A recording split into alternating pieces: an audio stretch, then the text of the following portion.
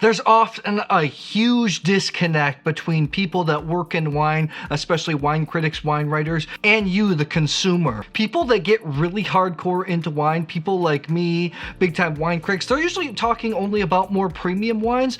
We get into wine because of the sense of place, the culture, how food friendly it is. However, those wines are a little bit more expensive. Most people are drinking stuff that's affordable. The average price per bottle bought in a store is like 12 bucks. If you go to places like Germany, the Netherlands, it can be 2 to 3 euros. There's an air of snobbiness in the wine industry, and it's unfortunate because at the end of the day, I believe wine's the most delicious beverage on the planet. And as wine's popularity and its consumption is going down worldwide, I just want to see more people drink it. It goes so well with food. It keeps the ones that you love at the table just a little bit longer, and conversations just flow a little bit differently. There's a couple of reasons I wanted to do this video. Number one, my friend Amanda, also known as Shitty Wine Memes on Instagram. If you're not following her, the wine memes are hilarious. Some of it's pretty hardcore geeky stuff. She hit a meme recently where it showed a consumer saying, maybe I'll get into a wine. I want to ask some wine professional. And then the wine professional says, that wine sucks. And then the consumer goes back into her box because he or she is so scared to ask about wine again. Unfortunately, that happens a lot of time in the wine industry. I believe as an industry, we have to be a little bit more warm if we want people to move up the quality ladder and drink better and better wine.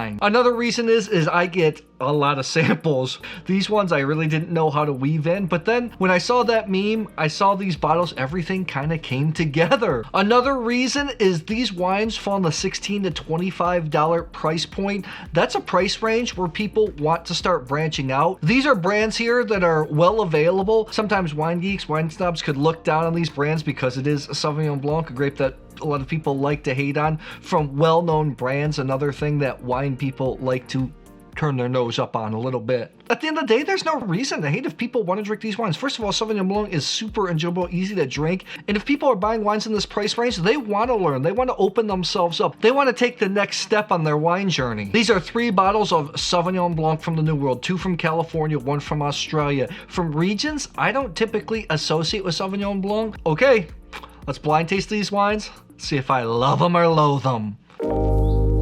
Aromatic Sauvignon Blanc tasting on my Gabriel Glas Standart editions. Love these glasses, universal glasses. They should go great with Sauvignon Blanc. I have a link in the description box below if you want to check them out. Helps the channel if you purchase with that link, so thank you. Sauvignon Blanc is a variety that I actually love the expressions from the Loire. I love some bigger examples from Friuli, from Trentino Alto Adige, from Santa Barbara. That style is a little bit bigger too. Sometimes the ones in Napa I could do without. One of these is from Paso Robles, a pretty warm region, so let's see. Number one, you could definitely tell it's Sauvignon Blanc in its tasting, but it's not overly aromatic. The first thing that comes out, just a hint of fresh cut grass, kiwi fruits, quince. I have to say this is quite enjoyable. This is a real toned down Sauvignon Blanc. This is fruity, spicy, got reasonable length. I wonder if this is one of the fresher styles. It's got actually quite a bit of length. Number one, I think it's a really good wine. Let's move on to number 2 here. 2 might be it smells a little bit tired. It's a little bit reduced, kind of has some eggshell type flavor. The fruit's not popping out of the glass. It smells just a little bit tired. I might be able to tell it's Sauvignon Blanc. You get a little bit of white peach type flavor.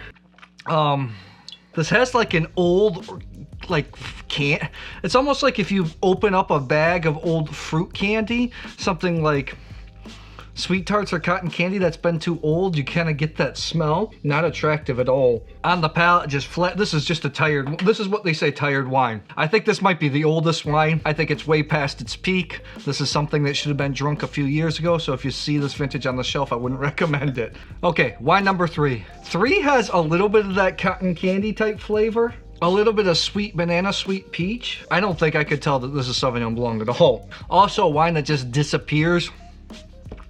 I think these 2 wines are past their prime. Not a great wine. Well, you ready for the reveal?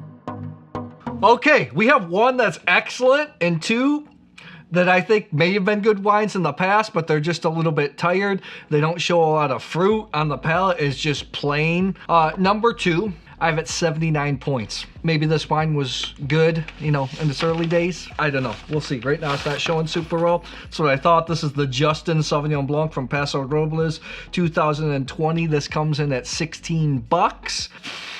Paso Robles, pretty hot. Sauvignon Blanc in those really warm regions sometimes loses some of its prettiness. I think this wine is widely available. A lot of people love this brand. Maybe if it was sold a couple years ago, it'd be good. This wine definitely did not benefit from time in the bottle. The term ages like fine wine is a complete fallacy. Such a small proportion of wine made today is designed to be aged. Most wine is designed to be drunk young. Wine number 3, I gave 80 points. It had a little bit more zippiness than the Justin. I just think it was quite over the hill, and that's what it is. This is the Duckhorn North Coast Sauvignon Blanc 2021. I've seen this anywhere from $22 to $25. Unfortunate, Duckhorn, I actually think is a pretty underrated brand in terms of their standard Cabernet and then the Merlot and then their top-end Merlot. The Three Palms is one of the greatest Merlots I've ever had personally. Sauvignon Blanc, again, in California, not really impressing me that much. Tastes a little bit tired. Probably was better a year ago. Okay, so I don't recommend that. Okay, top wine. I gave 90 points. I thought this was crisp, fresh, zesty, not overly explosive, not too New Zealand in style. It was just really enjoyable. 90 points. And drink it now, don't hold it. This is the Sean Smith Sauvignon Blanc from Adelaide Hills 2022. This comes in around 22, 23 bucks. Adelaide Hills is a cool climate region in South Australia. Some fantastic Pinot Noir, Chardonnay, Sauvignon Blanc. There's a pretty prestigious winemaking school in Adelaide right next to the region, so no surprise, a lot of the wines coming from that area are really good. This is the freshest wine. Don't age it, drink it right away. Okay, so I loved one, I loathed the couple. I was trying to show that, hey, it's okay to like these wines, but really, I think only one of them is good. Tell me, what do you think about popular wine brands? What do you think about wine snobbery? Have you ever been a victim of it? I know I've been in the past before when I was just starting to learn about wine. Drop it in the comments below. Yeah, I'll see you soon.